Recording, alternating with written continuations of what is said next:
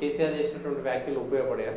జై శ్రీరామ్ అంటే కడుపు నిండదని కేటీఆర్ అనడము, లేకపోతే హిందుత్వ దేశంగా చేస్తారని రేవంత్ రెడ్డి అనడము, లేదా కేసీఆర్ నుండి కాషాయం కడుపు నిండదు పులిహోర ఉంచడము, లేకపోతే బీజేపీని లేపడానికి బీజేపీ ఏదో లేస్తలేదు, ఎక్కడో లేస్తలేదు. వీళ్ళు చేస్తున్న మిగతా పార్టీలు చేస్తున్నదే బీజేపీ లేవడానికి అవకాశం ఉంది. ఎందుకంటే ఏ విషయమైనా చూసుకున్నట్టుంటే ఎక్కడైనా బీజేపీ లేస్తున్నది బీజేపీ అంటే మెజారిటీ ప్రజలను అగౌరవపరుస్తూ మెజారిటీ ఓట్ బ్యాంక్ రాజకీయాల కోసం ఈ పార్టీలు ఏవైతే చేస్తున్నాయో ఆ మైనారిటీ ఓట్ బ్యాంక్ కోసం మిగతా పార్టీలు చేస్తున్నదే మెజారిటీ ప్రజలు బీజేపీ వైపు పోతున్నారు.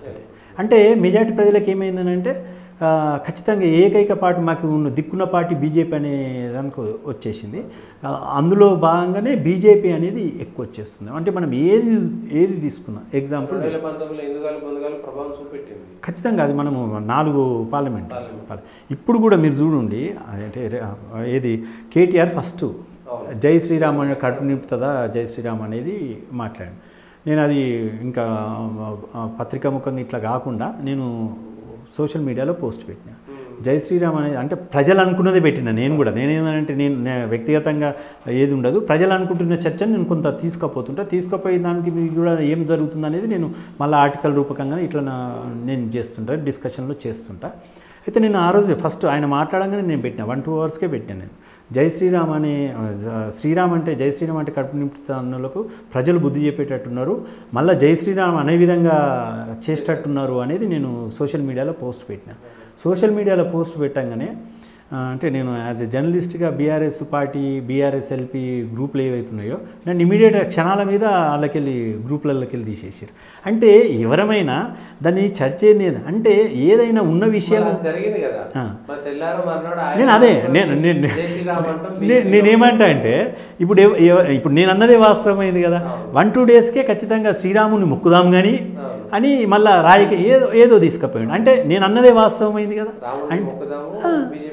ఇంకోటి మీరు ఇంకా గమనించరు, కూకట్పల్లి ఆయనకు ప్లస్ వేరే దగ్గర అయితే వేరే రిజల్ట్ ఉంటుండే వాస్తవానికి. అక్కడ మళ్ళీ ఆయన సేఫ్ జోన్లోకి పోయిండు. ఆ శ్రీరామనవమి రోజు సేఫ్ జోన్లోకి పోయిండు. ఎందుకంటే ఇదంతా వ్యతిరేకత వస్తుంది ఇదంతా అని చెప్పి, వేరే దగ్గర అయితే ఇంకా వేరే రకంగా ఉంటుంది అని చెప్పి సేఫ్ జోన్లోకి పోయిండు. అక్కడ ఉన్న ఎమ్మెల్యేలు వాళ్ళు ఉన్న పరిధిలో ఉన్న వాళ్ళ ఏరియాలోకి పోయి ఇది చేసినా కానీ పబ్లిక్ ఏమాత్రం వెనుకపోలేరు. ఎంత అంటే మీరు ఏమన్నా చూడండి, జై శ్రీరామ్ అనే నినాదాలు రాలే ఏ టెంపుల్లో కూడా, అక్కడ వచ్చినాయి మీరు గమనించండి. నేను దీని మీద ఛాలెంజ్ చేస్తా, ఎక్కడ జై శ్రీరామ్ అనే నినాదాలు రాలే. అంటే పబ్లిక్లో ఏ రకంగా కసి ఉన్నది అంటే నేను మాట్లాడుకుంటున్నది కాదు ఇది. మనం ఏమనుకుంటున్నామంటే నేనేదో తెలివిమంతుని, మనం ఇక్కడ చర్చ చేసినంత మాత్రం నేను తెలివిమంతుని నువ్వు తెలివిమంతుని కాదు కామెంట్ చేసినంత ప్రజల్లో అట్లున్నది. ఎంత గవర్నమెంట్ నేను చాలా వరకు ఇప్పుడు నేను కూడా శ్రీరామనవమి రోజు గుళ్ళు అటెండ్ చేసినాం, పూజలు అటెండ్ చేసినాం, అంతా చేసినాం కదా. అక్కడ వచ్చినంత జై శ్రీరామ్ నినాదాలు ఎక్కడ రాలేదు. అంటే దీన్ని బట్టి ఏమర్థమైంది, కేవలం కేటీఆర్ టార్గెట్ చేసుకుంటేనే నువ్వు ప్రజలు ఆ రకంగా కాదు, మళ్ళీ వాళ్ళ ఏరియాకి సంబంధించిన అంటే దీన్ని బట్టి అర్థం చేసుకోండి. నేను తప్పు కూడా మాట్లాడలే. ఇప్పుడు ఏమవుతుందంటే ఏ విషయమైనా ఇక ఉన్న విషయాలు మాట్లాడితే, ఇప్పుడు నేను డిబేట్లలోకి పోతుంటా, ఇవి ఉన్న విషయాలు మాట్లాడుతుంటే ఒక్కొక్క పార్టీ ఒక్కొక్క ముద్ర. ఇప్పుడు బీజేపీ రఘునందన్ రావు అన్నాను, ఇక ముద్ర బీజేపీ ముద్ర. నేను అప్పుడు ఏదో కొన్ని సందర్భాల్లో బీఆర్ఎస్ అనేది ముద్ర, కాంగ్రెస్ కొన్ని సందర్భాలు రేవంత్ రెడ్డి, ఇట్లుంటుంది. అంటే నేను అనేది ఏంటంటే ప్రజలకు ఈ సబ్జెక్ట్ ఎందుకు తీసుకొస్తున్నంటే మాకు వ్యక్తిగతంగా కోపాలు ఉన్న పబ్లిక్ నాడీని గ్రౌండ్లో ఉన్న డిస్కషన్ని మేము ఈ డిబేట్లో కానీ ఆర్టికల్ రూపంలో రాస్తాం. మాకు వ్యక్తిగతంగా ఇంట్రెస్ట్ ఏముంటుంది దానికి. ఇక వాళ్ళు ఛాలెంజ్గా తీసుకోవడం, ఏదో జరగడం.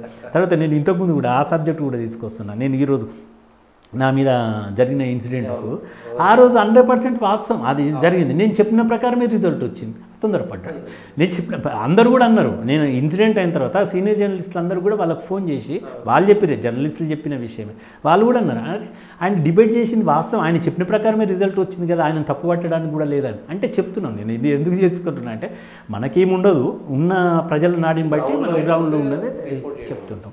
అయితే ఇక్కడున్న సిచ్యువేషన్ మాత్రం ఇప్పుడున్న ప్రజెంట్ సిచ్యువేషన్ అయితే అది వీళ్ళు ఇంకా మారాలి. ఇంకా కూడా ఓట్ బ్యాంక్ రాజకీయాల కోసం వీళ్ళు మారకపోతే మాత్రం ఇంకా నేను అనుకుంటున్నది ఏంటంటే రేపు మంచి స్కోప్ ఉన్న ప్లేస్ తెలంగాణ. అది ఇక్కడనే కాదు, నేను గమనించినంత వరకు సౌత్లో అందరూ డిఫరెంట్ మాట్లాడుతున్నారు. గతం కన్నా మెరుగైన ఫలితాలు వస్తాయి ఈసారి బీజేపీకి సౌత్లో. అవును, తమిళనాడులో కూడా ఊహించని పరిణామాలు ఉన్నాయి. మొన్న డిస్కషన్ అయినప్పుడు కూడా వేరే వాళ్ళ సౌత్లో లేదు పోతున్నది, నార్త్లో కొంత వీకెండ్. నేను నార్త్ దాకా పోవట్లేదు, నేను నార్త్ డిస్కషన్ చేయట్లేదు.